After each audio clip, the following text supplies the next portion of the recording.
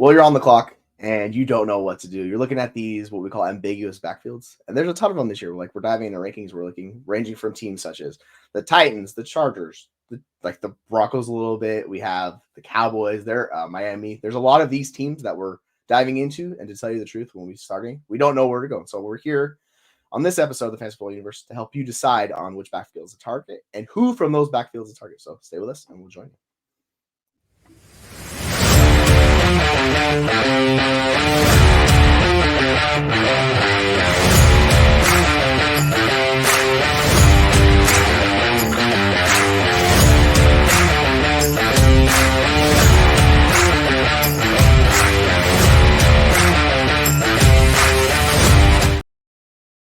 And welcome in, folks, back with another episode of the Fantasy Football Universe. We are talking about those 2024 ambiguous backfields, and I'm here with my co-host. Let's see if I can get off the wrong sides. This one, it always gets me. I'm here with the FF Rebel, Jeremy Shulin. How you doing today, Jeremy? I am good. Let's get the energy up. The double FU is back. But we're talking about a bunch of ridiculous backfields. Who cares about running backs? We do, at least for this episode. But yeah, doing well. And at least it's not midnight or early in the morning yet. We'll save that for the actual season. It's a reasonable hour for me right now. How are you doing? I'm good. My daughter's actually sleeping in today, which is pretty wild. Like she's usually up hours before this, nice. So I'm not complaining. So I had some free time this morning. We actually going to dive into this. So I'm excited to hop on and talk about all of these fun running backs because as much as we kind of talk about dynasty, how much of an issue they are in redraft, running back is still the king. So if you can nail some of these backfields and who we're going to target, like you're going to get an edge over like your league mates because a lot of people have not been paying attention as we slowly get into redraft season. They're like, wait. So Nick Chubb's not starting this year? Wait, who's in Tennessee? Like you get in these all situations, right? Like why is Raheem Mostert going 7 rounds below Devon Achane, stuff like that. So I think it's fun to kind of dive in and talk it up. So let's jump into like the top ADP teams. The first one that comes off the board is Devon Achane. He is top 9, like redraft consensus ADP. So like you have to spend a second round pick on him. With a Miami backfield, how are you feeling about that Miami backfield? Is it what you want to target? Are you staying away? Is there a particular player you want to target? Kind of let me know where you're sitting with the Miami backfield. Yeah, so we're talking about half PPR at the moment, just because that's where our, the Fantasy Pros has organized their rankings around that. So just consider that. But in half PPR, Devon Achane is my RB13 on the season, but Raheem Mostert is my RB15. So like these guys are neck and neck in my rankings. Raheem Mostert was the half PPR RB2 last season with 18 touchdowns on the ground, another 3 through the air. He was an absolute monster in this offense, and he only played 15 games, right? So look, there's no denying Achane's talent. There's no denying Achane's role. He's going to touch the ball 10 to 12 times a game. That's fine. But if Raheem Mostert is going to touch the ball 15, 16 times a game, and find the end zone once a game, I mean, this guy's going to hold value. So I do not know why people are sleeping on Raheem Mostert, and at cost, give me Mostert 11 times out of 10 over Achane in redraft this year. You mentioned Achane is the RB8 or 9, but where's Mostert going off the board right now? He is quite a ways below him. He's pushing into like the RB24 range. He's pushed back. I think it kind of makes sense when you zoom out and look at Mostert. Like that last year stood out compared to his career because he's been injured basically his entire career. He's never been through a full season, and he's never gotten the workload he got last year, right? So it's like he's the oldest, right? Basically, he's the oldest running back in the NFL. There's not Derrick Henry. No, it's Raheem Mostert. There's no one older like playing a significant role in the NFL. So like with running backs, we know this age comes for them. It's like maybe this is the year it kind of comes. So like we're not sure. Man, we have this super efficient year 2 running back who had a really good pedigree, saw a ton of work in college as well. So I think there's that. It's just I think the way I'm looking at the backfield is, do you want to take the upside shot in Devon Achane because everything is there for him to see an increase in production this year? Because like you said, like Raheem Mostert had 20 touchdowns. That Devon Achane had double-digit touchdowns as well last year. They had 30-plus touchdowns on that backfield. There is work to go around for both of these guys, and I think the way we talk about Gibbs or we talk about these year 2 running backs, I think Achane should be in that category because year 2 running backs see a significant increase in volume and production. Like the team is like, all right, you did it year 1. This also happened with Christian McCaffrey and these guys. Same with Alvin Kamara. These guys, like you in year 2, the team's like, you know what, we're going to give you more because we saw it in year 1. And like I get it, he dealt with injuries, but like every running back deals with injury. I don't know why we're holding this against Achane when we talk about him a lot. Like I'm like, yeah, dude, like he's smaller. I understand. If that's your issue, fine, just don't draft him. You can, like you talk about, get Mostert.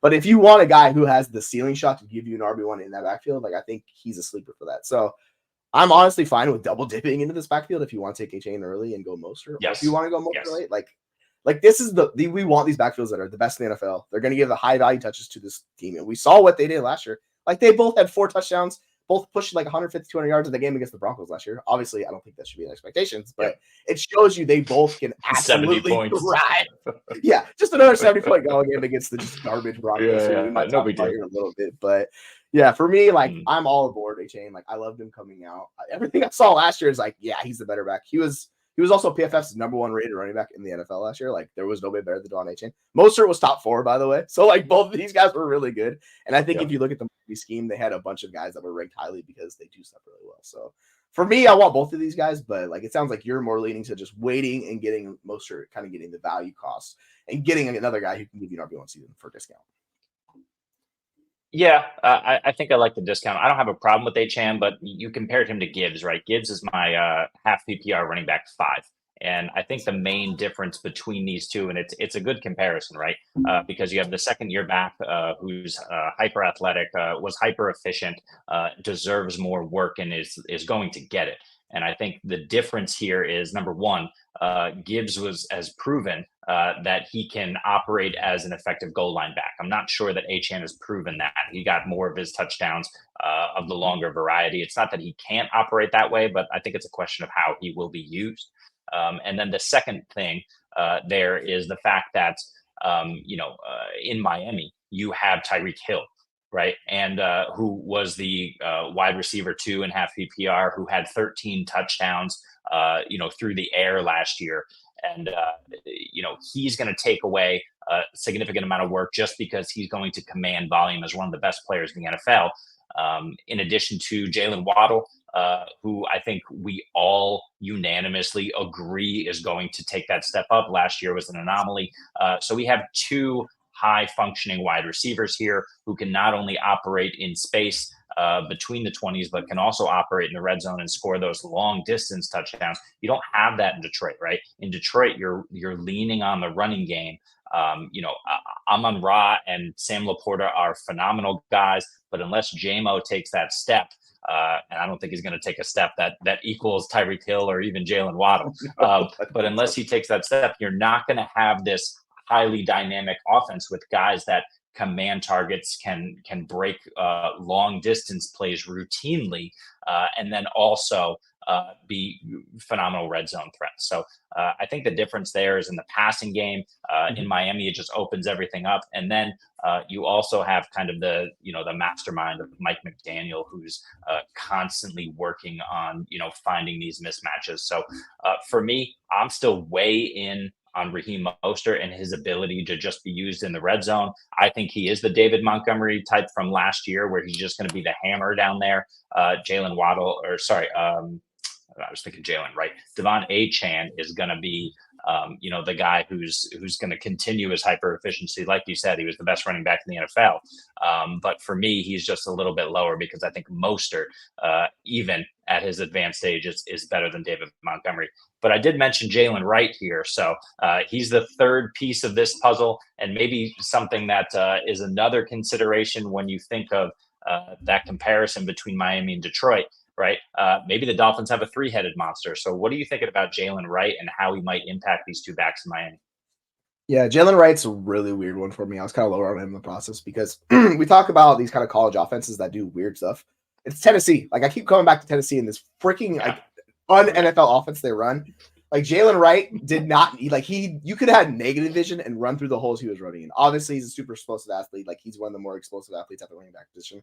But like he wasn't asked to do a lot of like NFL processing because they would have 3 guys in the box sometimes when they'd be running plays for him. And the line would be like wide split to be wide open. He'd just be running through like a freaking truck going down the hallway. Like it's just wide open. So I need to see that vision for him to see him ever take a role. And his most touches he ever saw in the season were like 11.5 per game in a season. So like he was super like minimally used in that offense. Like he was efficient. He had that going for him. But like I think he's a long-term play for them. Like they did him because, to your point, they had nothing else. And this is why, last year they leaned so heavily on Mostert when the chain was out because they didn't have a lot of guys like that. You looked at the guys they had there and you're like, yeah, those aren't NFL quality running backs. So what they do is they get a guy that could like sit in the RB3 spot. If one of Achane or Mostert gets injured, which by the way, it's probably going to happen. This is the NFL. He'll step in and be a guy for you, but I don't think he's ever going to play an impact role when those two guys are healthy this year, unless he literally just carves into Mostert. But I think theoretically, the way he becomes efficient and successful is getting in there with an injury for one of those guys. Yeah, I agree with you. I mean, Raheem Mostert last year had 4.84 yards per carry. Devon Achane had 7.77 yards per carry, so it's that hyper efficiency. I haven't looked at the Detroit situation, but I imagine you'll see something similar. But Jalen Wright in college had 7.4 yards per carry. We're talking about limited samples with these guys, but we know that Wright has the ability. And you mentioned the fact that he didn't see, the typical stack boxes or what have you in Tennessee. He's not going to see that in Miami either. So he kind of slots right into the perfect situation where McDaniel's going to use him to his utmost value. I think he gets a little more involved than we're expecting this season. I've heard arguments that takes away from Mostert. I don't know, because I think the touchdown upside is with Mostert. So, look, touchdowns are fickle. They change year to year. We don't totally know how that's going to shake out, but I'm going to bet on the guy in the high-powered offense that has the goal line role and a fair amount of the first and second down work. Achane, I like. I think his cost is probably right around where he ends up, if not a little bit higher. I will take the chance on him in a couple of spots, but Raheem Mostert for me is tremendously undervalued. So that's the guy that I'm going with here. Yeah, like all three of these kind of guys kind of fit what they're going with. So like if you could theoretically make the case for all three of them, and I would be like, yeah, I understand where it's coming from. Me personally, I'm just taking on the guy who I think was the best overall running back of the three coming out. Showed me everything. Like his expected points per game were 12. He massively exceeded it by 5. And in these guys, and they might say it's a small sample size trap, but I will say like good running backs continually do that year over year. This is what Christian McCaffrey does. He has the best role. He also exceeds his role every year. So I want good running backs that are in good situations, and that's these guys. I just think for me, like I've been Devon Achane pilled since I've like saw him, studied him in college at Texas A&M, and we were talking about him being the RB2 there, and I was like, no, this guy's way better. So personally, like I'm fine RB9, but yeah, like I love the cost for Mostert. I think it's devalued. You're going to get a player who's going to get touches at the like the worst case scenario. Yep. The issue is just injury for either one of these guys. So if one guy goes down, you have contingent upside with both of these guys, or a third guy with Jalen Wright. So it's an offense I want to target. I'm fine taking both that cost, to tell you the truth. If you want to just roll with Miami and just go Miami deep, I'm fine with that. Tua is a whole nother situation. Not a big Tua fan, but I love the rest of the players in that offense. So I want all those guys. So yeah, I like the cost of both those guys. I think it's a good cost to pay. And the last thing I'll mention is, with the cost of both of them, if Mostert continues to stay low throughout the summer, just take them both. If you like Achane, take Mostert later if you like. These guys can both produce in the same game. They've proven that, as you mentioned earlier. But if one of them goes down, the other guy is likely a top 4, 5, 6 running back, for sure, top 6, I'd say. So, so you have that built in, and you have weekly flex appeal. While you wait for that injury. So yes, 100%. All right, you want to move on to our next team that we're going to talk about with the highest ADP, which actually surprised me. This is Cincinnati. So Zach Moss is the next guy we're going to hit on, and because he has an RB24, I think it's RB24 ADP. He's well within the top 100. I thought he was outside the top 100. I was misconstrued with that answer because I looked and I go, he's above the Titans guy. So yeah, I think I'm sorry, I can't talk here, but I think with Cincinnati, it's a really interesting discussion. You have Chase Brown, who's the more explosive like player in that offense, but they brought in Zach Moss for a reason, because they had a guy who was just living off of volume, Joe Mixon. They shipped him off to Houston, and they chose of all the people to bring in, they could either draft a running back or they could bring someone in. They brought in Zach Moss. And I think we both kind of like what Zach Moss' skill set is. Particularly, he was one of the best rushers out of shotgun personnel. Guess what? Cincinnati runs a ton of shotgun in that offense. So, like, that's Zach Moss's role. And I also expect Zach Moss to be the goal line back, too. So I think he's going to get a lot of high-profile touches. And at his cost, it's like, I know you've been talking about Zach Moss a lot, and Aaron has been as well, too. Like, at his cost, it's kind of just like, why not? Like, what's the downside of taking him at ADP? Because he's 83rd overall pick. He's RB24, and I think that's a really good choice to pick. Now, the buddy in there is well below. So I think the gap kind of needs to shrink between the two of these guys, because we're almost treating like it's Zach Moss's backfield and there's no one else there. And I don't fully think that's the case because we've never seen Zach Moss really dominate a backfield except for a few times in Indianapolis last year. Chase Brown's RB 36 on pick 119. So like they're basically 40 spots apart in ADP. I think that needs to kind of come down a little bit because as much as we like Zach Moss, I think there is upside for Chase Brown in this offense. So personally, I like the ADP. Like you'll kind of get where I'm going with these good backfields. I think we should be continually targeting them in good offenses. And guess what? Cincinnati is going to be one of the better offenses in the NFL. So I want the running backs in there because I think there's upside. So for you, are you more content taking him at pick 83 with Zach Moss, or are you waiting to pick 119 and taking Chase Brown, his counterpart? Yeah, I get the hype and the love for Chase Brown. I understand this offense is going to be pretty high powered. I think one thing that differs here between Cincinnati and Miami is that Cincinnati actually has a functional defense. I don't think Miami has a functional defense anymore. So they're just going to have to air it out. You wonder with Joe Burrow's recovery from injury if that's going to hinder him at all. I don't think it's going to be a huge issue, but maybe they get off to a slow start, especially even just forget the injury. The fact that they haven't been, they weren't there connecting and building that relationship year on year. So it might be a slight struggle for this offense. It might be a situation where they don't, air it out nearly as much as Miami does. All of that said, I want Zach Moss at cost. His cost was RB 33. Just a couple of weeks ago. Like you said, it's come up to RB 24. I have him at RB 21, and I'm looking at the guys I have ahead of him: David Montgomery, Alvin Kamara, Najee Harris, and I might want to move Zach Moss up a couple more spots because I think he commands this backfield. He gets close to, if not eclipses 60% of the total touches here. And like you said, not only is he the better pass protector, potentially the better pass catcher, I would say probably, if not even, and likely the goal line back. We saw him do it last year in a great offense in Indianapolis, at least the way it was schemed up, minus Anthony Richardson, of course. But here in Cincinnati, he's got the opportunity to do it again. Like you mentioned, the fact that he works well at a shotgun. Chase Brown, I think, has that potential. But he hasn't proven it. ADP is reflecting that. But yeah, I think both of these guys are a value, but I'm betting on Moss. I think he's got the opportunity. And again, high-powered offense. He's got the opportunity to be out in the field in most situations, and he's the goal line guy. Sign me up. Yeah, I think I like Chase Brown as the receiving back. His issue is pass blocking.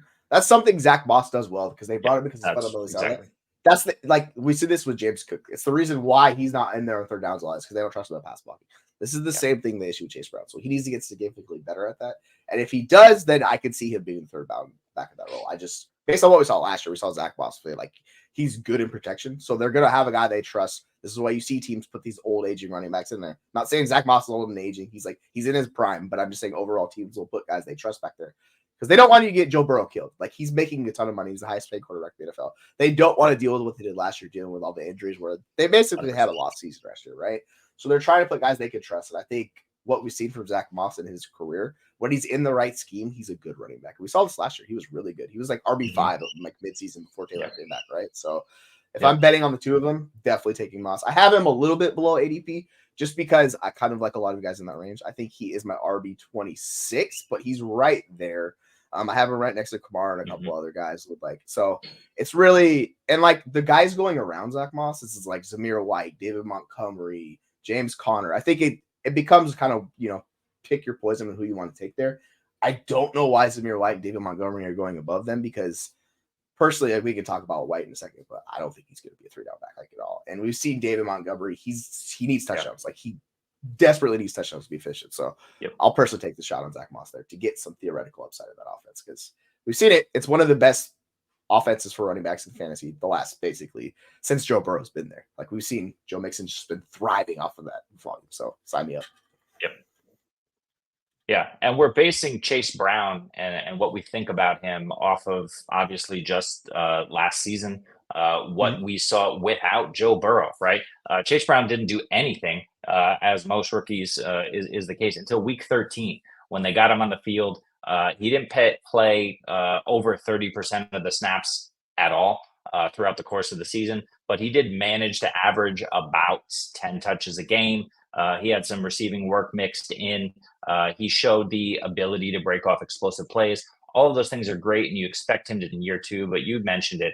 They brought in Zach Moss for a reason. They were replacing Joe Mixon with that workload. And if we compare it to these other backfields we're talking about, to a Detroit, to a Miami, Chase Brown profiles as this kind of hyper efficient guy who should be getting 10 to 12 touches a game. Well, where's that leave Zach Moss? To get 15 to 18 touches per game, to be the goal line guy in a hyper efficient offense. So, Zach Moss takes on, I think, about 80% of the Joe Mixon role.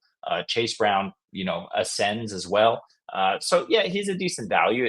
If that changes, where he's going at in ADP right now is fine. I'm happy to take him, but I really want Zach Moss. If healthy, I think he's an absolute smash play. Yeah, and like the best of the running backs on the roster are Chris Evans, Trayvon Williams. I know there was Chris Evans coming out of Michigan, but like he's done basically nothing his entire career. Same thing with Trayvon Williams. They're guys who can like play a role in an offense, but they're not going to give you any type of upside. That's why they drafted Chase Brown and then they brought in Zach Moss. That kind of tells you how they feel about it. Because if they trusted those guys, they would have just let Joe Mixon walk and rolled with those guys. Clearly they don't. So I think it's those two guys, and I don't really want to else in that backfield because we kind of talk about contingent upside in certain backfields. Certain backfields, the running backs just don't have it. I think Chase Brown actually has contingent upside if Zach Moss does get injured. I think he will carve out a significant role in that offense just based on who is there. But between the two of them, yeah, like give me Zach Moss over Chase Brown for like 100% of the time. I think that's like last year I've liked him. I liked him coming out of Utah, so like I've been a Zach Moss guy his entire career. Yeah. And the last thing I'll mention here is the fact that, consider the targets on the team. Obviously, Jamar Chase is number one. You got T. Higgins there. Most likely he's going to stick around if they don't deal him. So he's number two. Number three is up for grabs. It's probably not a tight end, right? It could be Jermaine Burton or one of the other guys who have been there for a year or two. But it could be the running back or the running backs as a whole. And if that's the case as the third target, that's something that you have in Miami, and you have in Detroit, and that's kind of what you want then, as well to kind of boost the value of your running backs is that potential third target on the team as a running back. So you could see, somewhere in the neighborhood of if Zach Moss really takes over that passing down role, he could get 50, 60 targets pretty easily. And if that's the case, that's only going to vault his value in addition to the upside of the goal line role. So I like that about this backfield, and I like the fact that I think Zach Moss is the proven veteran here, where Chase Brown looks like he has potential, but we're not totally sure. Yeah, I'll say this for one thing for them. Last year was really weird compared to the previous year because in 2022 they had 133 targets to the running back position. Last year it dropped down to 89. So they kind of shifted what they were doing, but I think the bigger issue was it was protection related and with Joe Burrow. So they were keeping the running backs in for protection to kind of protect Joe Burrow. And then when Joe Burrow went out and we saw, the scene of the backup running or quarterback, it kind of were like, yeah, this is a little bit different. So I think we kind of have to take those numbers with a little bit of context. I think those numbers for targets to the running back position will rise. But like with that said, I think Jermaine Burton is an upgrade over Tyler Boyd. Like I think he's just a better player. And this may seem hot takey, but like I just don't think Tyler Boyd does anything specific for you at this point in his career, which is maybe an issue, which we'll get into the next team. I think it's a good segue.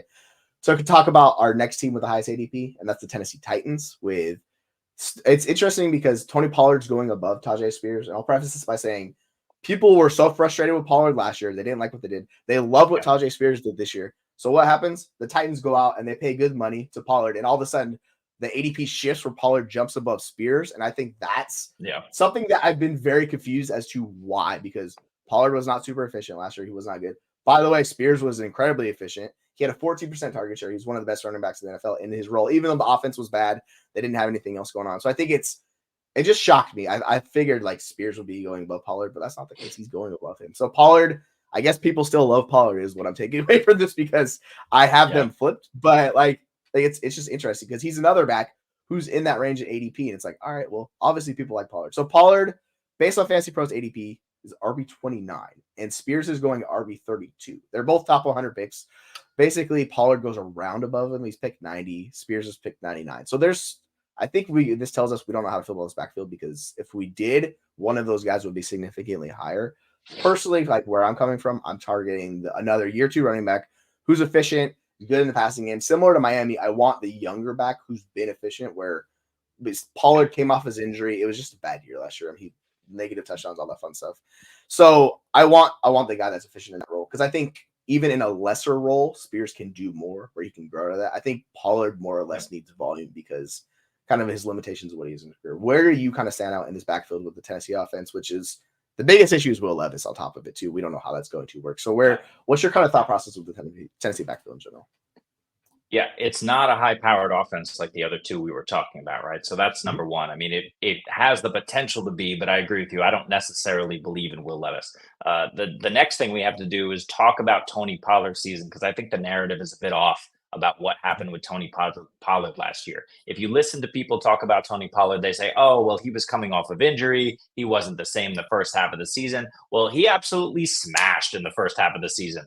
He finished as the RB5, RB15, and RB14 in the first 3 weeks, and then dipped down to borderline RB2-3 range, and then week 6 was the RB11. After that bye week, Tony Pollard fell off a little bit. Now, granted, the Cowboys' schedule got a little bit easier. CD Lamb absolutely exploded and took off. Right, so there were different factors at play. But Tony Pollard, really, for the second half of the season, only achieved high-end RB1 status in fantasy when he was able to score a touchdown. He only scored 4 touchdowns. So that's 4 games where he was a RB12, RB9, RB13, and RB12 when he scored a touchdown. When he didn't score a touchdown, I'm going to read this is from week 8 on in half PPR: RB37, RB28, RB37, RB17, RB34, RB47, RB42. Tony Pollard, when he was, and on a good offense that was scoring points, Tony Pollard was not a viable fantasy threat and didn't help your team if he didn't find the end zone. Now let's move him to a worse offense with more competition in the backfield, and let's ask Tony. Oh, he's fully healthy, and let's ask Tony Pollard to gain value. I don't see it happening. So Tony Pollard, I think, is going to get the opportunity. I think he's probably going to be kind of first run in this offense. But Tony Pollard all season was not what we expected Tony Pollard to be. It wasn't just the first half. So I'm with you. I have reservations about this. And the last thing I'll mention is Tajay Spears. Tajay Spears is in the mold of Devon Achane, right? Is in the mold of Jahmyr Gibbs. This guy is an absolute monster. Just turn on the tape. He is not Chase Brown, right? I was crapping on Chase Brown when we were talking about Cincinnati, because this is not a guy where you turn on the tape and he absolutely just pops. You see it immediately when he touches the ball. Tajay Spears is that guy. So even though he's in a lesser offense, Tony Pollard isn't necessarily a big barrier to him in my mind. So I like Spears at cost. Yeah, I'm with you. I have Spears at RB20. Like, I'm significantly above consensus on Spears. He's a top 60 pick for me, so I'm in on Spears. The way I look at Spears is this was Pollard before the injury a few years ago when he was dealing with Elliott. Yep. And Pollard's kind of shifting that Elliott role. Now, I'm not saying he's as bad as Ezekiel Elliott was, but like the diminishing return of what we saw from him was not super efficient. By the way, Spears was top 5 in missed tackles force, top 5 in breakaway run rate. Like, he was doing awesome work. And by the way, 14% target share. That's top 7 in the NFL. Even in like a limited usage role, like he only saw 52% of snaps and only 30% opportunity share. So he did a lot with a little. And what do you do with those teams? They expend it. Now, I thought it was very interesting why they went out and signed Pollard. Clearly, I don't think they view Spears as being a bell cow, but I think in his role, he could be very good. So I think it might start out as a split, and the way I think it expects to go as the season goes on, like Spears just shines above him and slowly chips away, takes over the job. Towards like a half a year, it's more Spears' job than Pollard, where Pollard might be the frustrating player because he's going to get some high value touches in the red zone and things like that, just because he's a little bit bigger. But overall, I want the guy I think is the better back, because I think betting on talent and good situations, which, that's what we want. So personally, like, I'm well above consensus on Spears. I have Pollard at RB30 because I do see some upside there. And if like we talk about contingent upside, if either one of these guys go down, there's going to be a ton of volume for one running back to handle, because if you look at that running back room, not great outside of that. Like, are you a big fan of Julius Chestnut? I was, but the guy's never played. So, like, it's just basically nothing. Hassan Haskins is another guy who they're talking about doing kick return duties. So that tells you they don't value him in the offense. So, like, that's just a guy they're looking for that. So it's interesting. But, like, by the way, first Scott Fishbowl 14, Tajay Spears was really good at kick returning. So, like, he's a guy to keep in mind for that format. But that's just like a whole thing to talk about later with that. So yeah, personally, like I'm gonna basically every time draft Spears because I think the market on these two should be flipped compared to what it is. And, I've been wrong before. I could be wrong again, but like I like betting on good players in good situations. I think that's Spears for this one. So like I get it. We have issues with Levis in the offense, but like there's room for it to improve to where it's at. So I think they're already discounted enough for the opportunity cost. You're basically a top 100 pick. It's not going to kill you either way. So if you miss, you're not going early like with Devon Achane, like you're spending a top like second round pick. You're spending around 7, around 8 picks. So the cost is a lot cheaper, and there's ways for them to gain value. So I think it's if you prefer Pollard, like target Pollard at cost too. Like I think either one of these guys, like it's a good bet to make at cost. So that's where I'm kind of with these guys. Yep, I agree with you. And let's remember that Brian Callahan's coming over from Cincinnati. So we were just talking about Cincy and how they were utilizing Chase Brown. And obviously Joe Mixon was the, RB5, I think, in half PPR. And none of us like Joe Mixon, the player, right? It was kind of Joe Mixon, the opportunity, and he'll be at it again this season in Houston. But, what we're looking at here is how will Brian Callahan utilize this offense? It seems like you mentioned, Tony Pollard is kind of the first and second down back. He'll get some of that work in the passing game. But Tajay Spears is this, Devon Achane role where he's got 10 to 12 touches a game. But here's the difference. With those other two teams, we're talking about high-powered offenses. I want the goal line guy who's going to get some receiving work in a high-powered offense because they are going to score. Now we're talking about the Tennessee Titans. This is not a high-powered offense. I don't believe it's going to be a high-powered offense. So you know what? I want the highly efficient running back who's an absolute stud talent, and that's Tajay Spears. I think Pollard is going to be the grinder here. That's not a role that I want to invest in because I don't see him really eclipsing what he was able to do. I think he had, I don't have it up, but he had like 5 or 6 touchdowns on the ground last season, maybe a bit more. But, he's not a double-digit touchdown guy. I don't think he's going to be that in Tennessee, whereas Tajay is the one who can kind of create on his own and break some big plays and really kind of make your week. And look, there's also the possibility that Callahan just says, oh, wow, Tajay, you're so much better than Tony Pollard. Let's just give you the ball way more. And then Tajay Spears, just becomes the every down guy. That's possible here. I don't think that's possible for Chase Brown. I don't think that's possible given the cemented roles in Miami for Devon Achane. That's possible for Tajay Spears, where Tony Pollard just takes a complete backseat, gets 20% of the work, and then it's wheels up for Spears. So yeah, at cost, give me all the Spears I can handle for sure. Yeah, I think and if a lot of times people will say follow the money. I think that could lead you astray at the running back position because we did this with Miles Sanders the year before. Like it can go wrong if they don't fit the scheme right because scheme is incredibly important for running backs because if they're a good running back in a good scheme, like we saw with Zach Moss last year, that's why he was good because he fit the scheme and what they want to do. He did not fit Buffalo's scheme. So like when you get guys who fit what the team wants to do, and by the way, like Tennessee clearly values what these guys want to do, I think they believe Pollard fits that scheme. I'm not 100% sure that's the case. So I think there's just personally, like when we're splitting the difference on the two of them, you have to make that bet on who you trust at cost. If you like the guy, target it because with these ambiguous backfields, if one of those guys takes a bigger chunk of the role, because we're treating it as a split.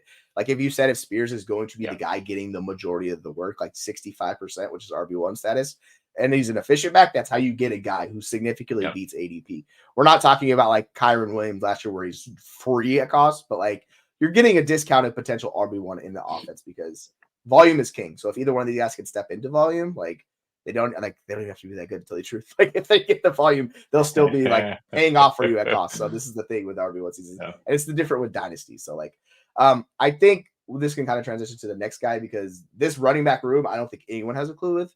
This is the Cleveland backfield. Before we do it, if we're gonna do Cleveland, that's cool. But I think this is the last one we're gonna touch on today. What do you want to still do Cleveland if we do one more? Yeah, that's fine. Again, it's up to you. If we have time for it, let's do it. If not, there's I think there's 2 backfields. It's like LA, but yeah. So all right, actually, I'll phrase this question. Do you want to talk about Cleveland or do you want to talk about the Chargers? Like we'll do one of those teams so we can wrap it up after that. The Chargers is a whole nother episode. Let's go with Cleveland and then we'll tackle LA and another one. Yeah, because there's a couple other backfields we have to talk about. So I think this backfield people do not have a clue because the guy with the highest ADP basically had his leg shattered into backfield to pieces. This was Nick Chubb. And if you saw the injury last year, we were thinking his career is over. What we've heard from Cleveland is they don't know when he's coming back, and somehow his ADP has fallen. He's still the RB1 going ADP. He's going one spot above Jerome Ford. So I think that's interesting to look at, because if you look at the ADP, it's like, all right, well, what are we going to do with this backfield? And on top of it, like we saw Deshaun Watson, like he was not a good quarterback last year. So I think my phrase this was like, do these running backs even matter in this offense? Because when they had Joe Flacco going, they were throwing it 40 times a game. They were really chucking the rock. So they made an addition with Jerry Jeudy. They tried to like give them another weapon. Like, I guess I'll phrase it that way. Like, is there upside for one of these guys? And this could be Nick Chubb, Jerome Ford, or the guy Deontay Foreman way down in drafts who's basically free. Is there theoretical upside for them to be difference maker in your starting lineup in that offense? No. I think if it were Nick Chubb, absolutely, right? Nick Chubb is just this phenomenal talent. You put him on par of the Saquon Barkleys and even the Adrian Petersons, just in terms of his physical gifts and the way that he, the best pure runner in the NFL. Yeah, fantasy, it was one thing, but Nick Chubb was a phenomenal talent. I say was, right? Nick Chubb, I'm super concerned about if he will ever return to form. Certainly, the fact that there's no timetable for his return right now. Look, maybe that's the Browns being conservative about Nick Chubb, and it's certainly possible that he comes back, makes a full recovery, and makes us all look like fools. That's possible. With that said, I'm not going to take a bet on the 29-year-old, I believe it is now, potential league-winning running back who is coming off of a major surgery. I was just reading his ACL stayed intact. Okay, great, because everything else just was completely obliterated in that leg. So, look, no, I'm not betting on Nick Chubb, and I'm concerned about Jerome Ford too, right? Jerome Ford really struggled, down the stretch in Cleveland last season. I forget who they even turned to. Foreman wasn't there last year, right? He was a Bear. No. So I'm trying to think of. He was there. Okay. Yeah, so, no, he was. I can't even remember that. Yeah. So I don't even remember who they turned to last year, but I think they turned to Joe Flacco and David Njoku, who was just absolutely balling out down the stretch. And like you said, throwing it 40 times a game. But yeah, they completely moved away from Jerome Ford last season toward the end of the season. He scored one touchdown in his final 7 games of the season, on the ground. Sorry, he scored 3 more through the air. But 1 on the ground in the final 7 games of the season. They just weren't giving him the ball. It wasn't working. Obviously, Joe Flacco and whoever the deep threat was in that offense, they didn't really have one, right? That's the point, is that he wasn't airing it out. Now that we have Deshaun Watson here, we're going to have the ability, we'll see if it actually materializes, but for the Browns not to deal with those stacked boxes. Amari Cooper still has it. And he's the clear one. But we also, Jerry Jeudy, I don't think is drastically changing this offense. Elijah Moore, I don't even know who else they have there in Cleveland. Let's see, I can look at it. David Bell, no. Cedric Tillman, probably not. Jamari Thrash drafted this year, maybe. You could potentially cobble out a deep threat here, but I'm not seeing it for this offense. So, I would love to have a running back here who I knew was the clear-cut RB1. I don't think there is one. I think if Chubb works in, he's not going to be able to handle a full load, and or he's not the same guy that he was, at least to start. You got Jerome Ford, who they moved away from. I'm not so sure that he's a great NFL back, or that he's even an average NFL back. I think he's propped up by the situation. You got Deontay Foreman, who's proven it everywhere he's gone since his injury, that he is a capable NFL running back. So I like Foreman at cost because, like you said, he's free. These other guys, I can't pay that. What is it? What did you say? 8th round ADP? I can't pay that for it's not great. They're pick 115, basically 122, so they're a little bit apart. Foreman's like 168, so he's basically the free range. I will say the reason why you're forgetting who it was because Kareem Hunt, and he was one of the most efficient backs in the NFL last year. He's the guy that was sniping Jerome Ford consistently at the goal line. He got the goal line work that Jerome Ford did not get. Yes. He got 9 touchdowns last year. That's all he did for fantasy. If you don't count those touchdowns, he was abysmal. 3 yards per carry. 3 yards per carry. It was atrocious for Kareem Hunt last year. So they're basically, I think Foreman's a bigger back. He's a bigger body back. I think he's going to take that goal line work. Yep. And like you're saying, like I he's agree. been more efficient in his career. Ford looked good because Hunt was so bad. That's the way I'll phrase it. Like you watch Ford play, you're like, oh, this guy's explosive. He's doing some nice things. You look at his end of year stat line and stuff he did. It's not great. I think he's a capable NFL back, but dude, he was not good. He was like outside in top 30 in yards per touch, outside top 40 in juke rate. Evading tackles, he was 25th. Break rate run rate, he was 29th. Like there's a lot of stuff he didn't do well. The one thing he did well was earn targets from Joe Flacco. The check down, he got 10% target rate, which is good for running back. So like you could talk to that situation. The way I think about it is basically they're going to treat Jonathan Foreman like they treated Kareem Hunt last year. He's just a better version because Kareem Hunt's dust at this point, and that's why he's not on an NFL roster. So they bring in Foreman. He gets like that grinder workload. They let Ford kind of work in passing downs, do that fun stuff. So like I think both of these guys are relatively capped. And like you're saying, I don't trust Nick Chubb. I'm not touching Nick Chubb. So if you want to take a shot on this backfield because we've seen what they do and like they can generate good offense, because the Browns defense, the thing is like it fell apart down the stretch. It was not good. It went from being one of the best defenses in the NFL to one of the worst in the second half. And I don't know what changed for them, but they somehow suffered injuries or whatever it was. But if you look at the stats, like it was not good. So that's why they were airing it out so much. Like, all right, well, there's YOLO with Joe Flacco, and that's how they got to the playoffs. So it really comes down to Watson. Like, I think they did not like Elijah Moore. That's clear. That's why they brought in Jerry Jeudy. They signed a big deal. So I think how it works is this offense revolves around Cooper, Njoku, and Jerry Jeudy. I don't think Elijah Moore is that good. He's been super inefficient, similar to other guys that we want to prop up, like Jahan Dotson, who was also incredibly inefficient in Washington. Same thing with Elijah Moore. This guy just has not been efficient except his rookie year. So it's clear that either he's miscast or whatever it is. He's just not that good. And I know people will talk about it, but so I think you should really target the pass catchers in this offense because those are the guys that this offense revolves around. Until we see it, like I just don't want to bet on a guy who's that was also the same injury he had in college, the same knee. Like they basically, it was a serious injury in college. You look back at it, and then it happened again. It's like, dude, like I love Nick Chubb. I think he's a great running back, but clearly, like that's going to hamper him long term. Like I don't know how you could expect him to be the same player he was. There's just no way. Like it happens. Yeah. Cool. He's Adrian Peterson. I'll stop talking about him because he's that good of a player. But overall, I'm fine with taking a bet on Ford or Foreman late in drafts and seeing who you prefer to go there.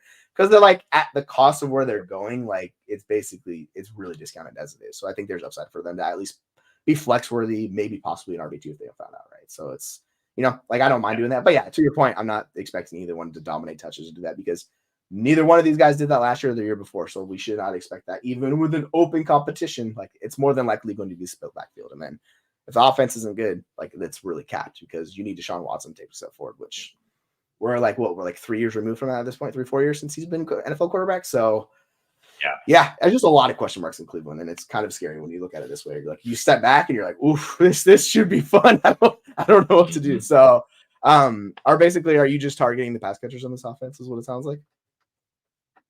Yeah, it's Amari. I wouldn't say I'm targeting Njoku, but I'll take him if I wait on tight end, and that's about it. I mean, no, and like you said, I'll take the shot on Foreman. Here's the thing, right?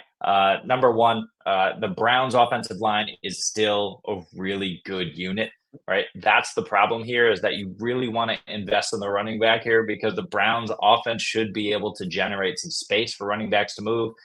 But we just don't know who it is. The second thing is you mentioned, Jerome Ford could be used in the passing game. Don't forget that Nyheim Hines is finally healthy. They're talking about using him, right? If that actually materializes, that's going to be a ding. And Pierre Strong is still there, who has proven that he can fill in that role. That's probably all he can do. So between those two guys potentially taking work away from the passing game, I just don't like Jerome Ford at all at his value because the whole reason that Hines is there, that Strong was brought in last year is because they don't like what Jerome Ford does in the passing game. The other thing to consider here is you mentioned the defense fell apart down the stretch. That's true. But Grant Delpit was injured in the last 5-6 weeks of the season. So that was a massive blow to this unit.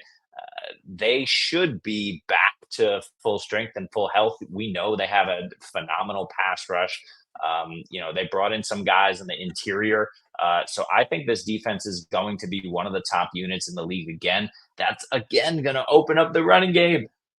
But, that's why I'll take the bet on Foreman. I don't believe in Jerome Ford. We talked about Achane. We talked about Spears. Jerome Ford is nowhere near these guys in terms of athleticism and ability. He's nowhere near Chase Brown, I think. He's just a product of a situation. Like you mentioned, they were using Kareem Hunt down the stretch here. They're going to lean on, Foreman, I think, if Chubb isn't healthy, but they're going to cobble it together with these other passing down backs. So, no, I'm kind of out on all of these guys. But like I said, Foreman's the only guy I'm going to take at cost and, just hope that Jerome Ford is as bad as he seems to be. Yeah, I will say like Foreman's a negative in the passing game. His career high in targets is 16. So one thing, like he's not playing third down role. Like they do not view that guy. He's the traditional grinder. So I can see how this backfield plays out. Like Ford's going to be the third down back and do that. Maybe like Nyheim Hines is also coming off an injury. He's another guy who dealt with a serious injury, is getting healthy again. So it's like there's just a lot of uncertainty, a lot of injury, a lot of things going on in Cleveland, which is really hard for us to like project volume for either one of these guys. And without Nick Chubb being healthy, I think it's very much a split backfield where one guy could pop off one week, one another. I think they're better in best ball because they will give you value. In managed redraft leagues, it's going to be very difficult to start these guys unless it's the right matchup. Like maybe they're going against high-powered offense. You're probably going to want to play forward because you can get some more receiving work. If it's a grinder game, like they're going to feature Foreman, I think more than likely. Even though I will say Foreman was not that good last year, but this has more to do with the Titans' offensive line and why like the yard before contact. And this is why I'm so bullish on Henry. Both Foreman and Henry are going into new offenses with better offensive line, better schemes. I think that should work well for them.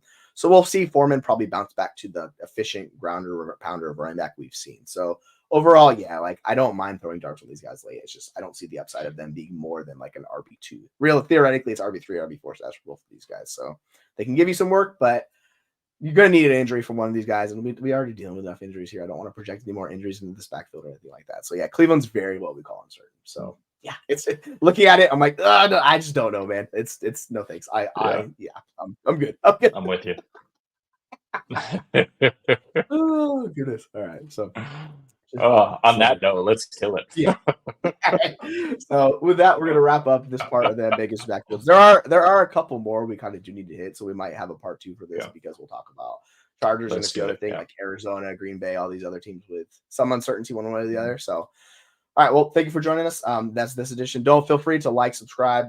Make sure to check out all of our content. We're releasing more rookie drafts. We're releasing more stuff on the website on fancifuluniverse.com. We have a rainbow mock draft we're giving away for the Rainbow Bowl. We're doing some more Scott Fish Bowl content.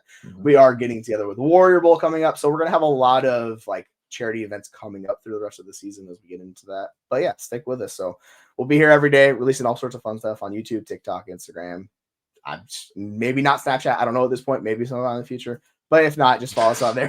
Right? And we're everywhere, folks. So for that note, we're off the rails here, folks. We're gonna take care for it. So for Jeremy, I'm Jesse. We'll talk to y'all later. So take care.